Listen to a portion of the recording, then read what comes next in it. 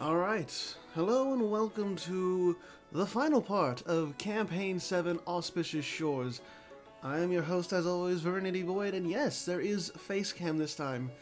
I decided to do face cam for this final part. I wanted to try, I wanted to be, this campaign to be slightly different with me doing a face cam for the first time in a while. I usually only do it for test runs of the campaigns. I will stream those test runs on Twitch, usually, and just see how things go with whatever nations we have currently available. But you know, it's gonna be a while before I get to do the 8th campaign. So you know, let's make this last part for Campaign 7 memorable. I will be doing 10 years, 1860 to 1870. We'll go to December 31st of 1870, and that'll be the entire campaign. And at the end, I will also go through the random new world submissions. Some of them were done. Actually, you know what? I'll wait till the end. I think it's already obvious who did what, but I will wait till the end if people do not know. Because obviously some of the random New World nations got killed in action already, especially really early on. Some of them fought to the bitter end, which, commendable effort, but unfortunately, the colonial nations that broke off, like Whitecliff Icesalin, they popped off. And as you can see too, just as a last note, this is technically a Haunted Mansion maid outfit. It's not that bad to wear, honestly. It's not that uncomfortable. Like this is. I like the green and black. It's fine. I wore this to a convention I went to earlier this year, and despite the weather being slightly cold, this did fine. Some people wanted pictures with me and my friends, so it's good shit. Anyways, let's get into it. Where did we have any wars going on? Current wars? No, they're just against Castile. So I don't know if we're gonna get any big wars this part. We might. Galicia Volhynia still needs like one big. What's it called? They need a big supporter in order for them to declare independence. At least that's what I think. I could be wrong. Because the priesthood of Bastet is good, but the priesthood can't alone go against Soglani and Serbia. They would need something else. It's always also very jarring when I look over to the Arabian Peninsula and I see Australia there, of all fucking nations. Jesus Christ. And of course, you know, the Slave Coast Company is back too. They're not dead. They're under new leadership. They need to rename themselves though. Is there like a board of directors or something that we can talk to so that we can rename the entire thing?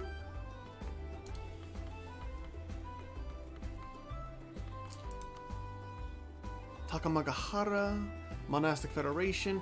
I still like that it's named Imperial Commander. Just from the government reforms. That's actually really cool. So, Imperial Commander, Great Doge, President, and it's against the colonial nation of Serbia. It's not independent though. It is not. Landfang, Nia, Secret Galicia, Rhodesia, Mogadishu, Wellington, Ancona, Serbia, the Bad Girl Coven, Soglani. Yeah, yeah, you always said something about hopefully the Bad Girl Coven integrates the Central African Empire before the campaign ends, but it's like the Central African Empire is way too rebellious. They're just not gonna get integrated. It's that simple. Walaita. I need a drink of water. I didn't wake up too long ago. About an hour ago, so Still kind of getting into the rhythm of things.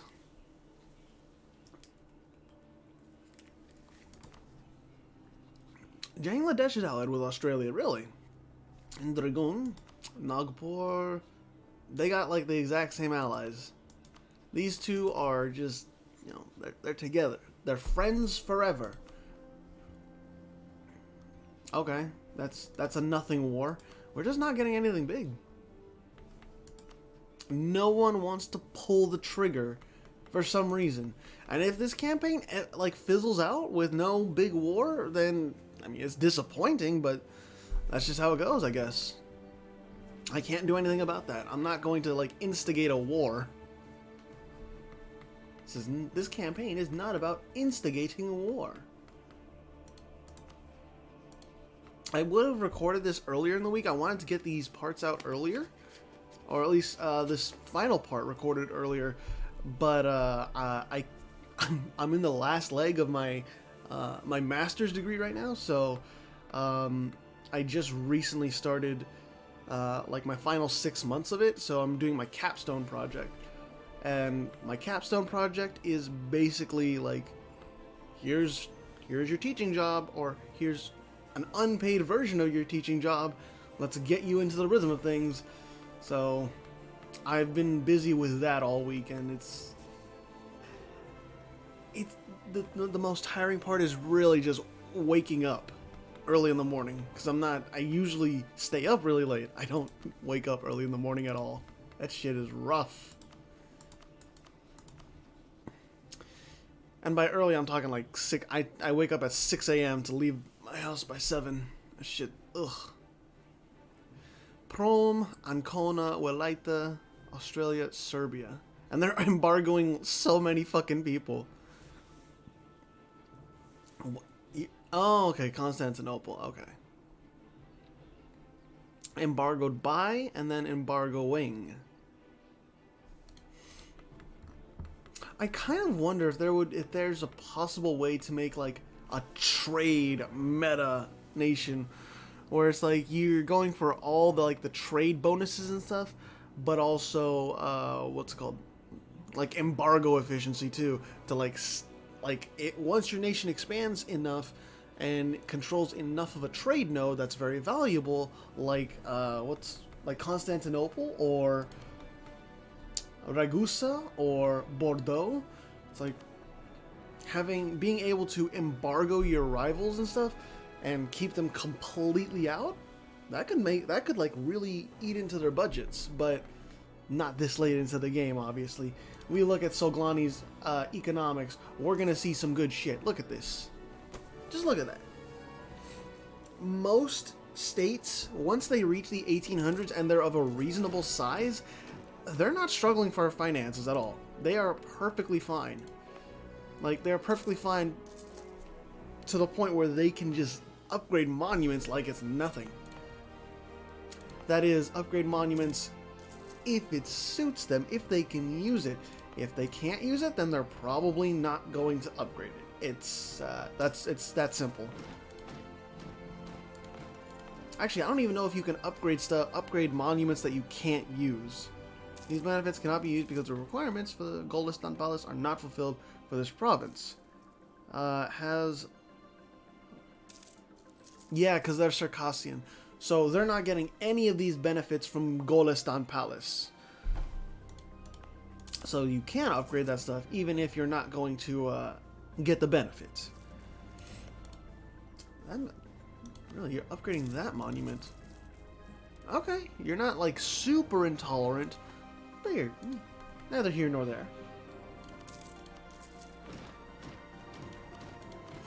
Yeah, we're just not getting any wars. There's no big wars. No one wants to rock the boat, which it's fine. If no one wants to rock the boat, that's okay. I'll tie my hair up because I feel like it. I also don't know how long this part is going to be, because yeah, I'm going to go over the random new world nations, and I'm going to what's it called? I'm going to go over some of their national ideas, because obviously give some spotlight to those nations that have fallen, I did that. I already did that with the nations in the old world with the prologue. It's only someone brought this up in the campaign discussion channel. I think it's only right that I give a spotlight to the random New World nations that were not able to make it. So I understand. The Bun Dynasty, Pahang, Moria, Hakure, and Kwanak Gaya. Yeah, this is the East Asian co-prosperity sphere, basically, with Fujiwara being like tenuous membership. If Fujiwara is able to ally with the Bun Dynasty, this is truly like a co-prosperity sphere in like the truest sense of it, because they're all allied. They would all be allied together, working toward just like mutual defense and everything. That'd be pretty cool. Kwanak Gaya took over Siberia. Atakent cleaved up Koda. Yeah, I still remember Koda was there. Bro, no one wants to do shit. No one's even going... Oh. What? Oh, that's right. Okay, I was like, why do you have the Keiko dynasty on there? No, theocracies, they choose their heir. Bro, why are you taking that much attrition? You don't need to... Stop piling up your troops. Allied with Ancona, Rhodesia. Yeah, just no one wants to rock the boat. Not even in a random New World.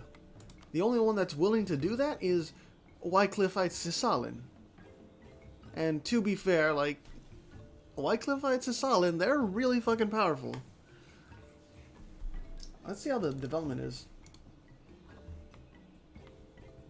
53. Jesus Christ. I think it was kind of just like a snowball effect where once like Averton lost one of the wars and the old world nations were able to get a foothold, get some of that good development land for their colonial nation, it just kept rolling and rolling.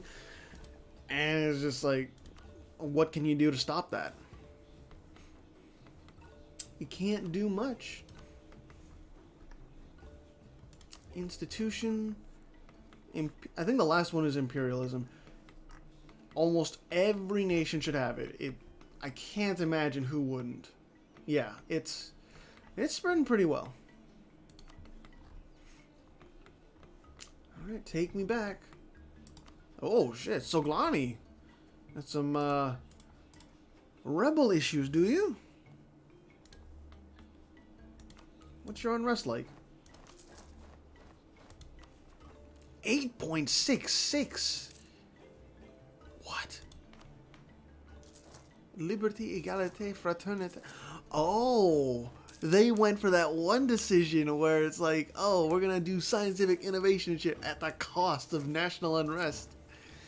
Like a mighty torch bringing the light of reason into even the darkest corners of the old and new worlds, the Enlightenment is sweeping across the world. With science, reason, and an unfaltering belief in mankind's potential as its weapon, it promises to wither the old crowns and crosses and set man free. Being the enlightened ruler that he is, Lalita, of course, supports this. And honestly, I'd like... Technology costs minus 20%. That's a really big fucking... Like, I don't know, like... That's a really big benefit. It might be a small price to pay for some people if, because it's only +8 unrest. If you're not planning any wars, like, yeah, the unrest is fine.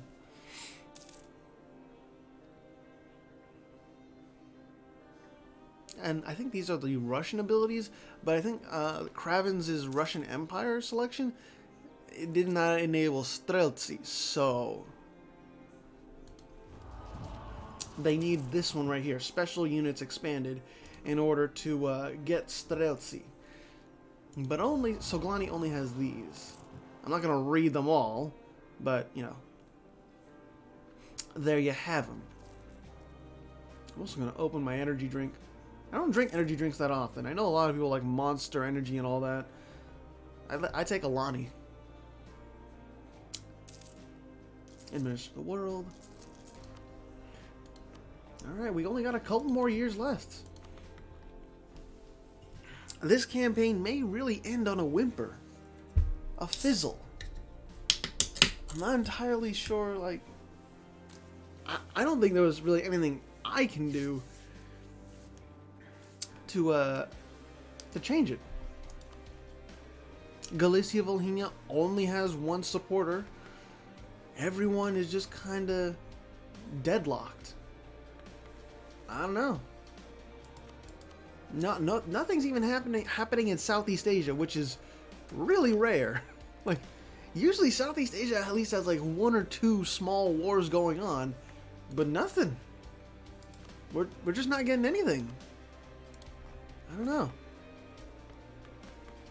I'm very shocked Secret Denmark is still alive too. Like, shouldn't you guys be dead?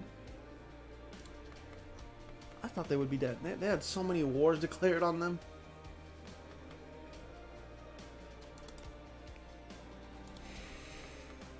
Yeah, I don't know. I guess we'll just chill like right here looking at Europe while we continue on. I'm trying to anticipate how long this part is going to be. 30, 40 minutes? 45? I don't know. What flavor is this? Cherry slush?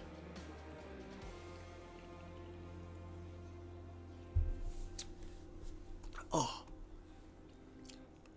It's not bitter. It's very, very sweet.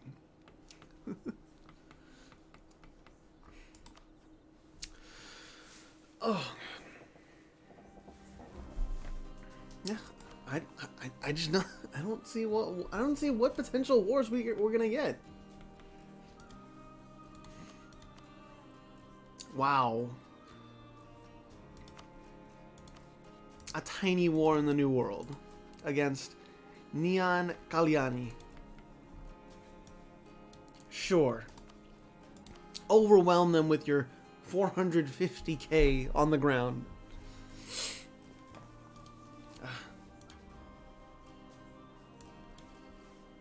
That's like that. That's just that. That's it. Nothing else. Oh God.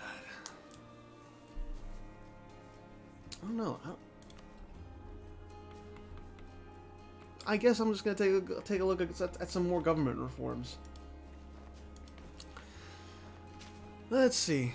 So for the Bad Girl Coven, there is the Office of Lord Regent, Blood Tax, Royal Favoritism, Monastic Militarism, Gustavan Artillery. Okay, thank you for resetting that. Ships and Salt, the Judicature Ordinance, Parliamentary Order. I thought that would the Parliament is set up the Parliament of Sweden. I would think that would enable the Parliament mechanic, but okay. Royal Trading Company, Machiavellianism reign, freedom of religion, and political absolutism. Do you have any trade companies? I don't think you do. Yeah. I don't think that's a trade company of theirs, but, you know, okay.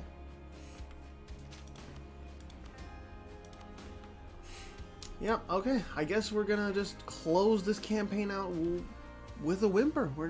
Or fizzle. There's gonna be no big wars. Just kind of an anticlimactic end, unfortunately. But unfortunately, or fortunately, depending, these campaigns do have to end at some point. I can't keep doing these, like, way past the end date. I do have to end it at some point.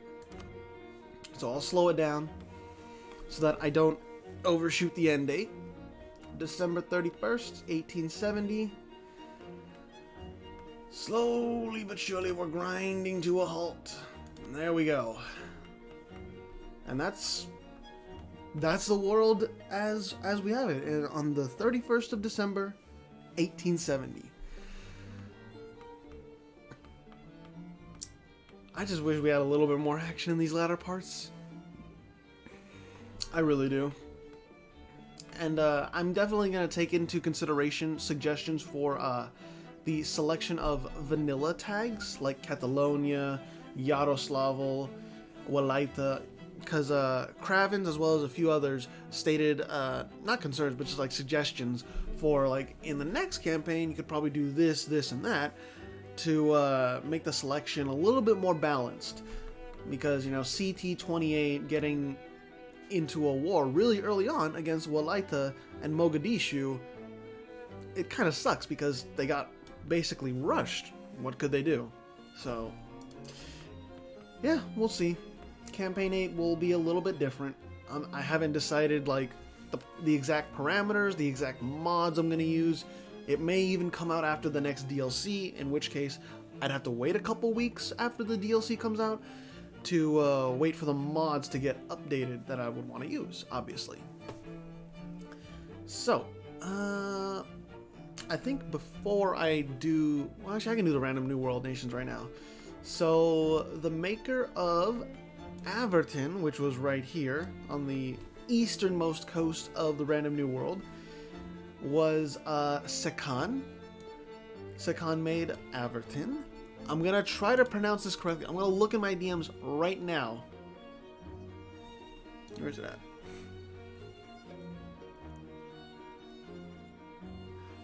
Okay, I might still pronounce this incorrectly, but Yolland, I probably can pronounce it incorrectly. I don't know. I'm giving up at this point. The big purple nation that was over here was made by the Cyan Menace. Lost Buryatia, that was over here, was made by the one and only Duck. And then we were going to have other random New World nations submitted by winners of Campaign 6, but they were not able to, so I filled in and tried to make the random New World a little bit more interesting with my own ideas, because they said they were busy. It's just can't help it. Real life does come up. Takamagahara was made by Masanori Akamatsu. I think that one was obvious to people. If they didn't figure it out, well, now you know. I made Secret Galicia, which I'm kind of surprised they survived. Secret Horde, which got devoured pretty fucking easily. Lost Greece, which struggled for a while, but ultimately succumbed to Wycliffe's disciples, basically my other child. And then Secret Denmark. I made Secret Denmark was like my very first idea for the random New World nations, and honestly, like, kind of proud that they survived. I didn't think they would survive when I saw like everyone was dogpiling on them from the old world. You even had Serbia going in on them. Like, why Serbia? What are you doing? But with that out of the way, I will go over some of the national ideas from the KIA random New World nations, because each one had a different focus and each one had a different specialty or a different theme. So let's see.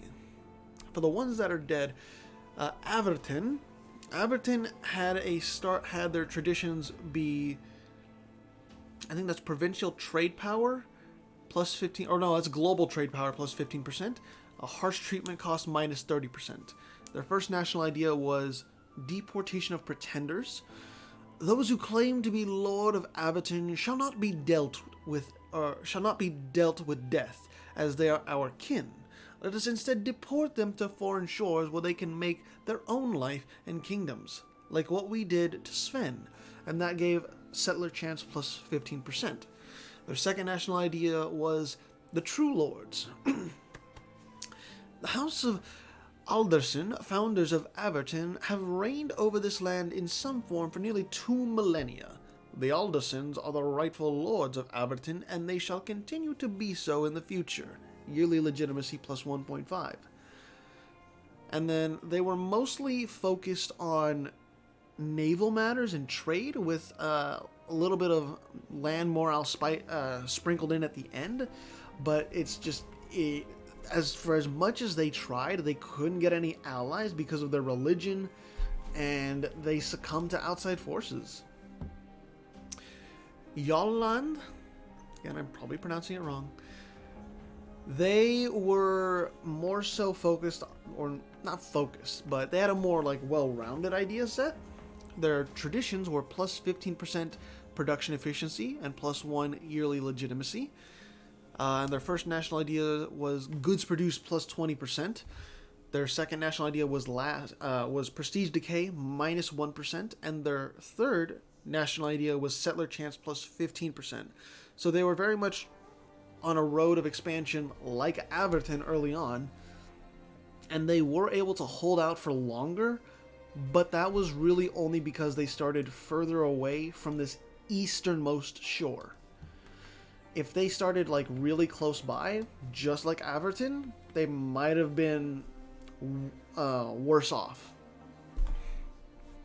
Who else? I won't do the national ideas for the ones I did because I did generic national ideas, and just I kind of want to get through the video, but we'll do Dux Lost Buryatia. So Lost Buryati ideas.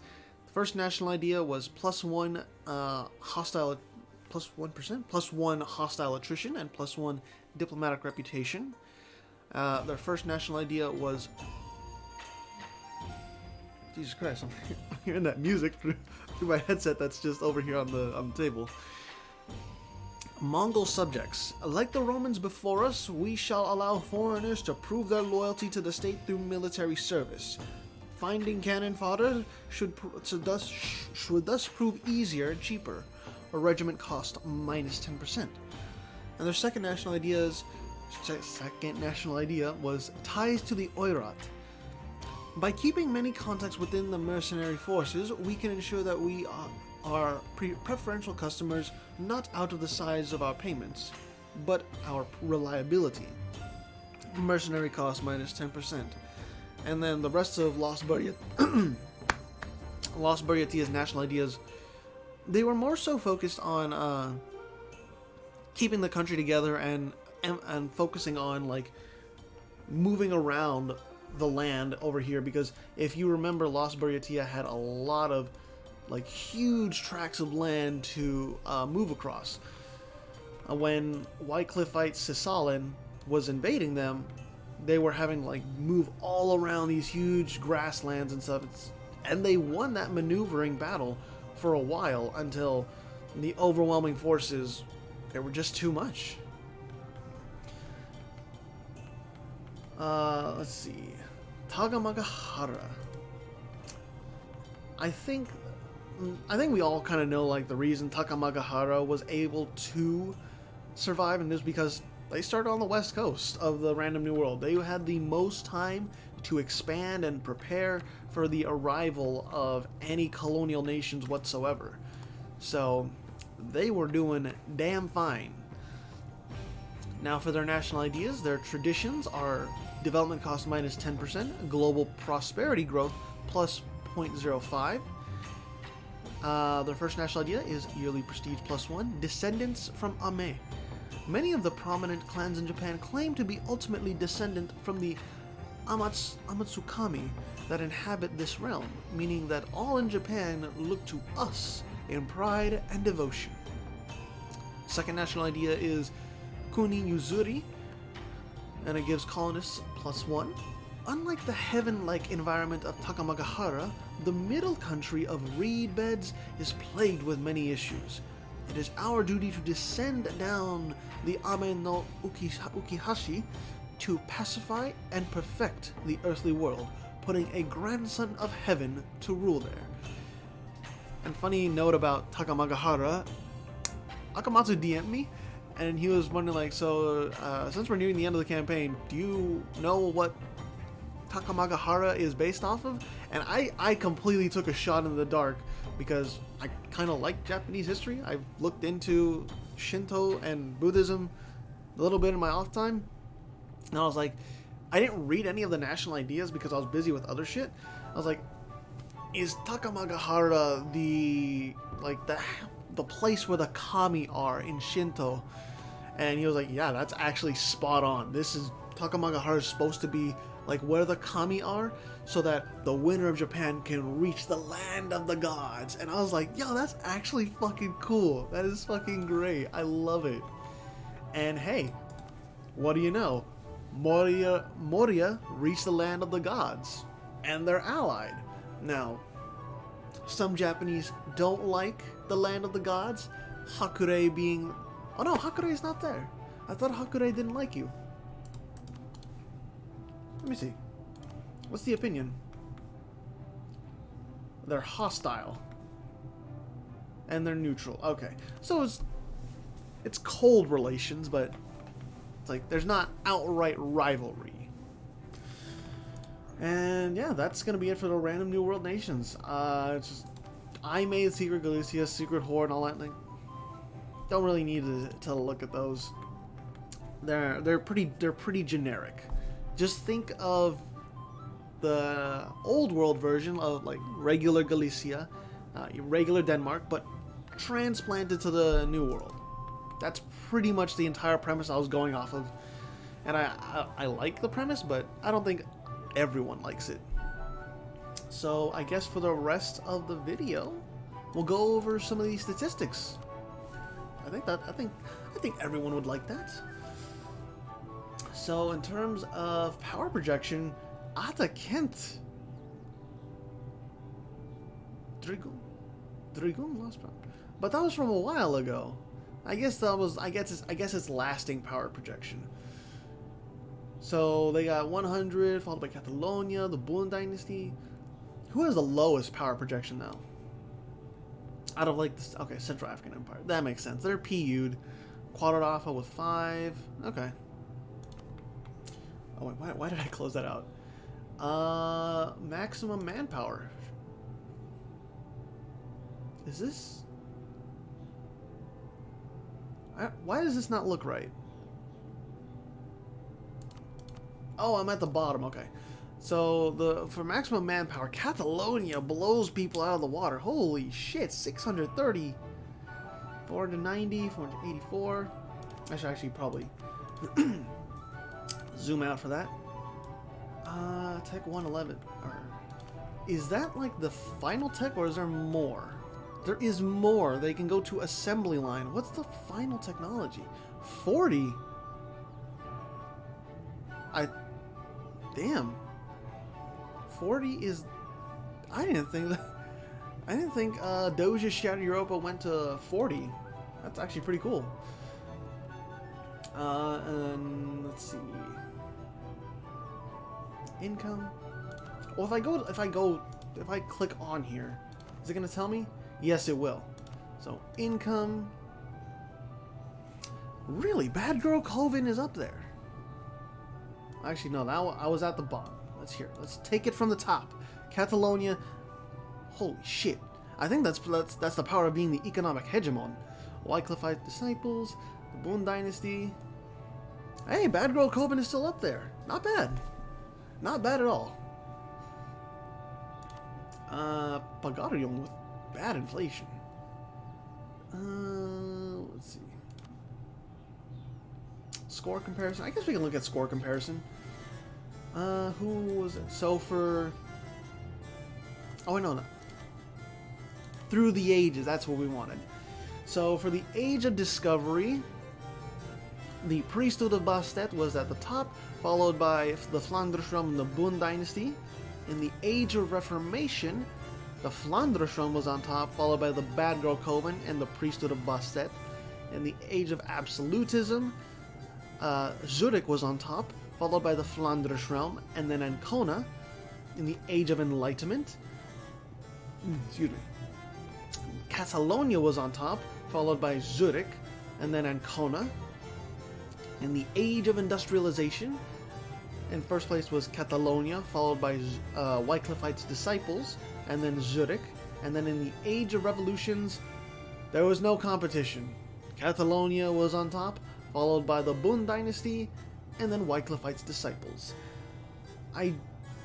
While Catalonia was dominating toward the latter part, it is nice to see that it was changing up throughout, and it wasn't completely static. Let's see. Let's actually take a look at the religions. So for countries, there are still... Catholic still is the most, but Wycliffe's disciples, those holy wars were doing work. There are 7 Lallard nations, and there was 1 at the start. There would have been more if, like, Manet was still existing and Lost Greece still existed, but unfortunately, oh well. But Catholic still overwhelming majority. Let's see, religions, province. I guess we can look at the most developed province in the world, and it is Ancona. 75 developments. Damn. Followed by Derby, Metz, Lwów. It's Polish. I don't know. Bornholm. There's your not answer, but there's your legacy in the end. Soft Scania developing Bornholm into the sky. I'm actually really glad that Scania survived in Bornholm. It's just like it's a little island all to themselves. Scania is just they're just there. They're spectating while still being alive. And then Kuznetsk, Lublin, Glamorgan, Chester, Escher. I might have butchered that. Nurmurl, Kosovo of all things. Mackie, I think you like that. And then Bunjalung, and then Hurha. And obviously there's kind of surprised that some nations didn't get up here with the most developed provinces, but let's see, possible colonies, number of provinces, advisors. Why would you ever need to know this though? That's my question. Military leaders. I mean, sure, we can look at overall who has the best generals. A conquistador of the Divine Ducks is the best general in the world right now. A 5.664. Good on you, Divine Ducks, but I don't see how that would have helped. That's actually neat. I don't know. Military leaders, previous rulers, great projects. This is... Uh-oh. Oh, I thought it was about to crash. This isn't... I appreciate the picture and all that, but this isn't really, doesn't tell me much. It doesn't tell me the benefits of each one. It really doesn't. Oh, it does. If you're able to, if it's upgraded, I guess. And, yeah, if it's upgraded. There's way too many, though. The White House is a monument? Jesus Christ. I wonder what else is there. I'll look that up at a different time. I need to take another drink.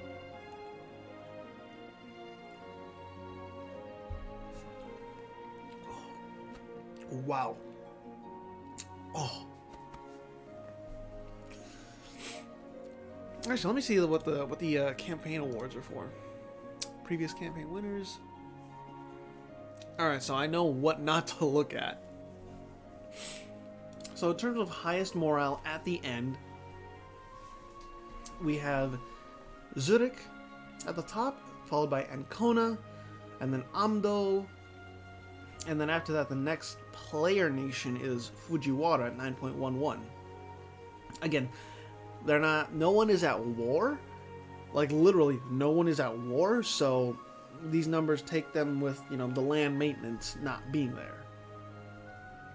I'll show exactly, how much the lack of land maintenance is cutting in to the morale. And then let's do highest discipline. Kravens, I think you're very proud of that one, aren't you? Soglani is at the top with 143% discipline, Galicia Volhynia at 142% discipline, Dragong at 139% discipline, and then Hakure at 139% as well. Let me see who has the lowest discipline. out of the player nations. Kwanagaya, 117%. Well, part of that was because they got full conscription ideas, and if you go full conscription, I think it gives like a really high morale boost, but you obviously tank your discipline a little. Highest siege ability, Hakure Kalyani, followed by Secret Galicia, Hakure Chuming, and then for the player nations, Soglani at 57%, followed by the Flanders Realm, and then Moria, and then Scania, all tied at 57%. Like a little chunk of them. Highest defensiveness. Now, Fort Impregnable and Fortress Formosa, they would be fantastic for fort defense, but unfortunately, one got integrated into a personal union. That still baffles me. And then the other got taken over by Koreans. I mean, granted, Fortress Formosa really fucking tried. They took the lives of tens of thousands, if not hundreds of thousands of Koreans on that one island. You know, the crops on those islands were watered by the blood of the fallen enemies, but it wasn't enough in the end. Unfortunately, it was not.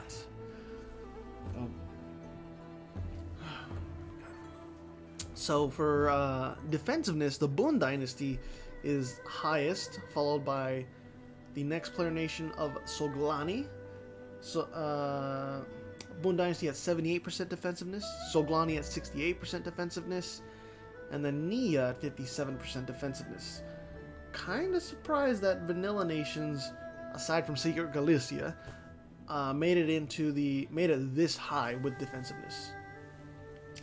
And obviously, professional army, that we don't need to look at that. There's so many with 100% professionalism.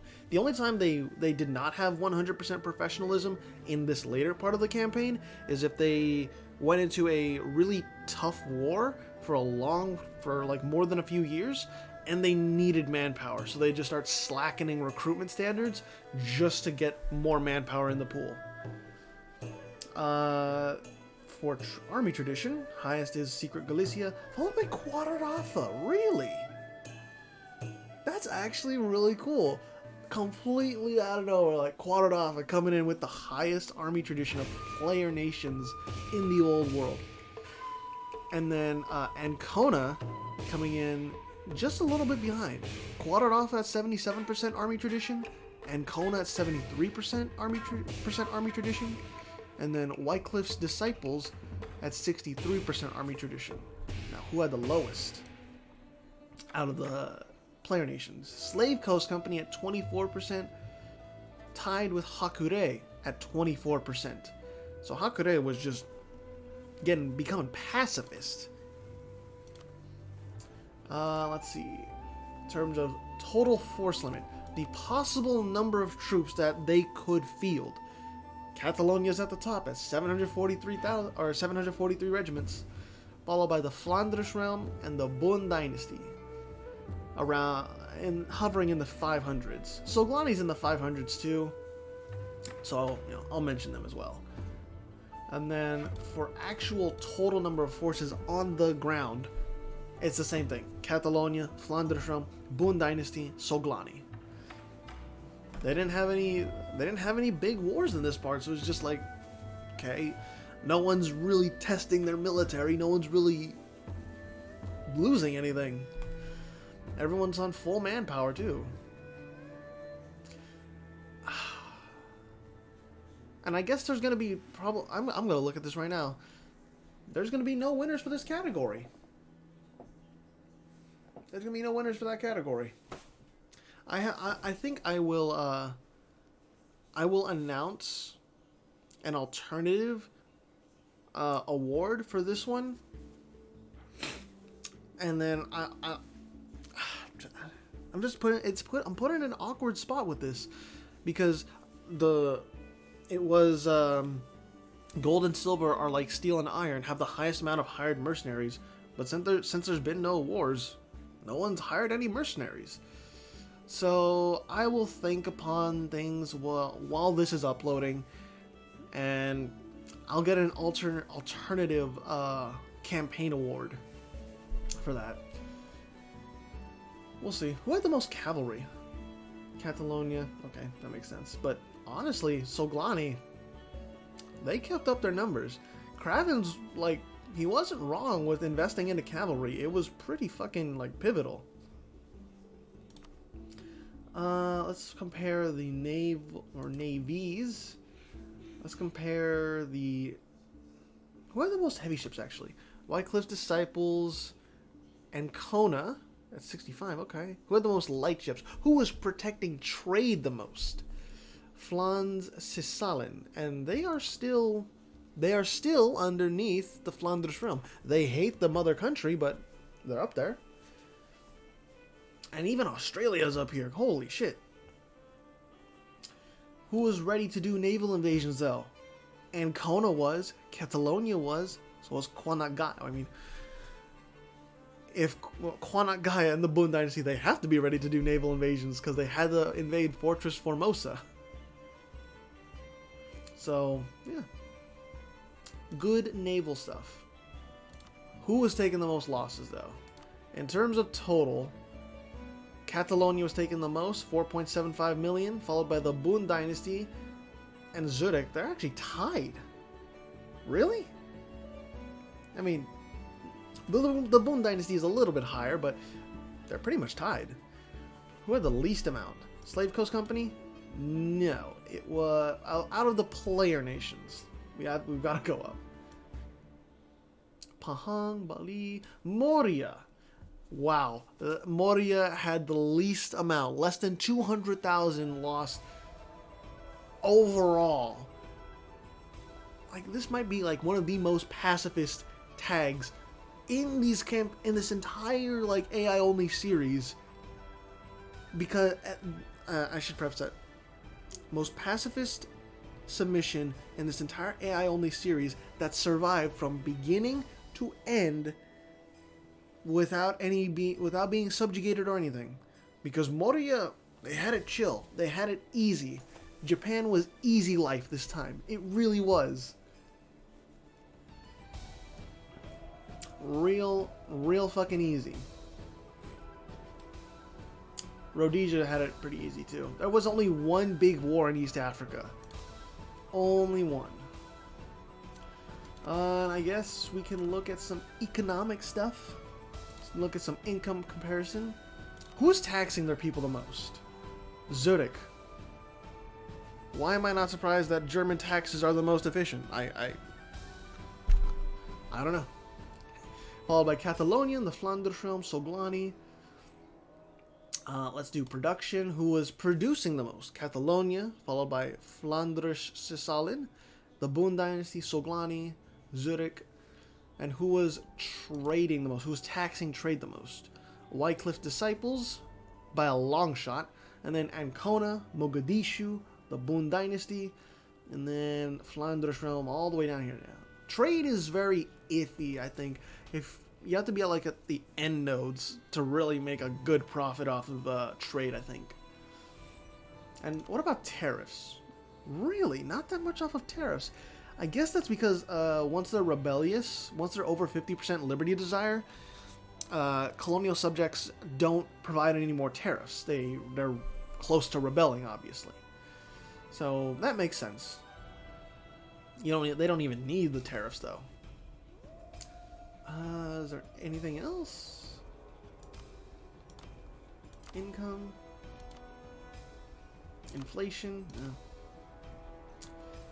No. The last part would be like trade.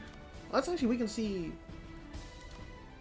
Yeah, okay. The most valuable trade node right now is the English Channel, followed by that name in the new Harutunian? In the New World, and then Venice, Lubeck, and Malacca. But it's like nothing really comes close to the English Channel and Harutunian. Venice is a little bit more than halfway there, but it's not nearly as valuable. What's the least desirable? This is in the New World, Chian, followed by the White Sea, and then Tunis, and then the brown, bro. That can be interpreted as so offensive by some people. But at the same time, it's like, the brown lands. Does that mean because, like, the soil, it's got good soil or some shit? I don't know. Well, I'll leave that to interpretation by people. And then, yeah, Lhasa is always, like, one that just never does well. And I think it's because it's a starting node. I kind of wonder, though, if you could do a custom nation at Lhasa and then design it around trade so it's preventing trade from, like, escaping, like, could that work? I don't know. But that's going to be it for that. Strategic goods. I'm obviously going to count this up, so I won't delve too deep into that. Centers of trade. Relations. Current wars. There's no wars, which kind of sad. Like I wanted at least like 1 or 2 big wars in this last 10 years, but no. They want to be pacifist. Oh well. I enjoyed the campaign nonetheless. I guess we'll read off the scoreboard and I'll give my closing thoughts, and that'll wrap up this episode. In first place is the Flandrish Realm by a long shot. Holy fuck. In second place is Catalonia. In third place is the Boon Dynasty.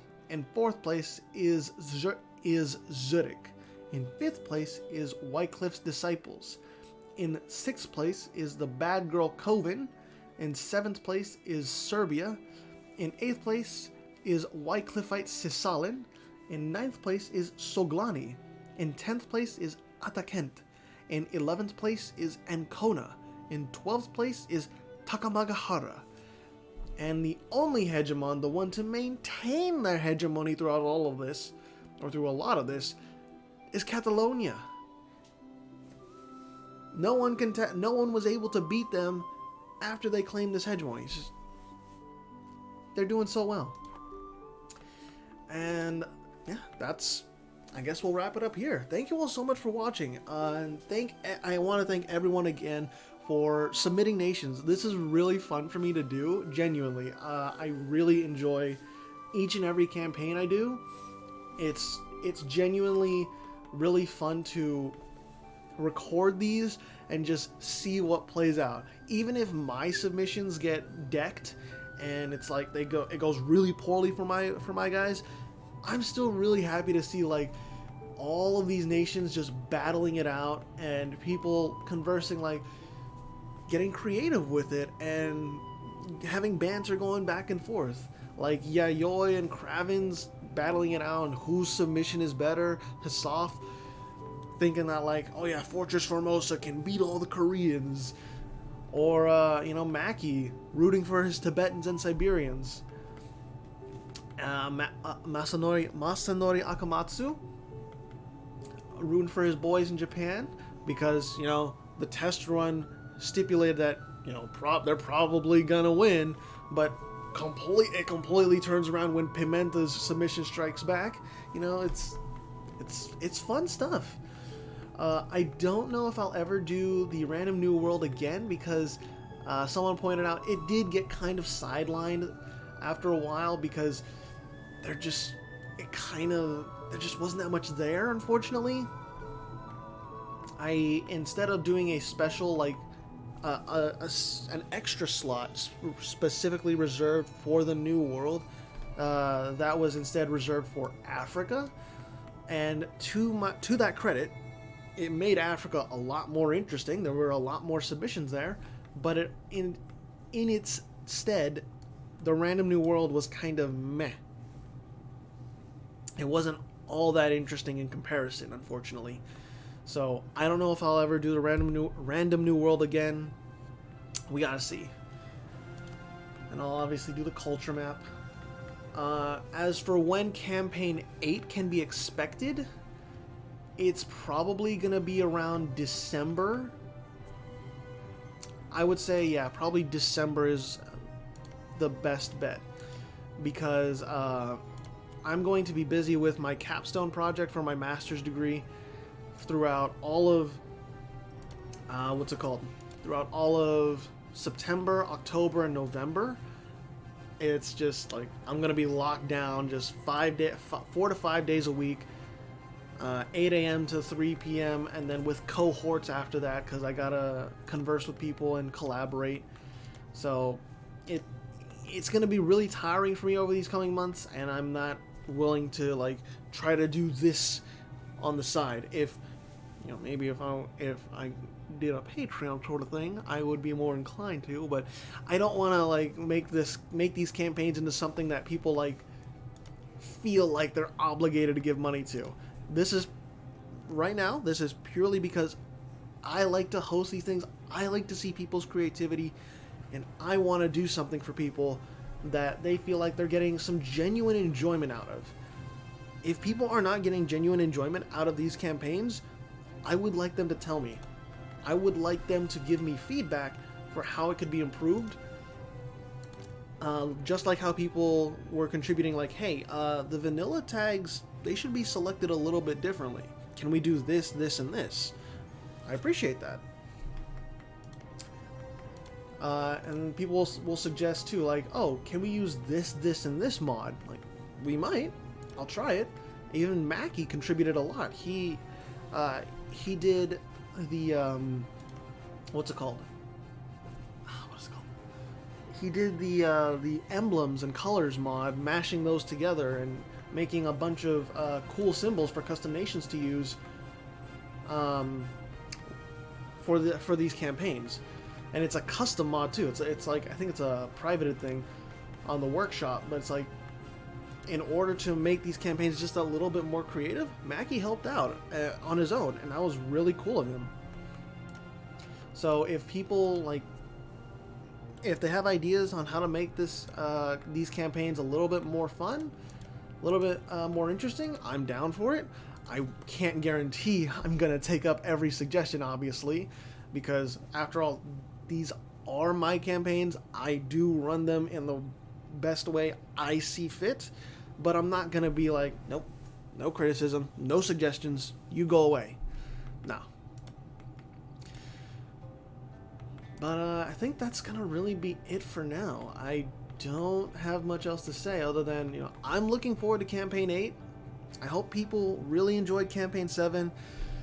It's been a fun ride for me, despite this last part being a little bit delayed and this last part kind of fizzling out instead of being an action-packed ending to the campaign. Yeah. Thank you all so much for watching. This will be me, Virinity Void, signing out for a while. Thank you. I will see you in Campaign 8. I'll leave up the main character list as we go forth.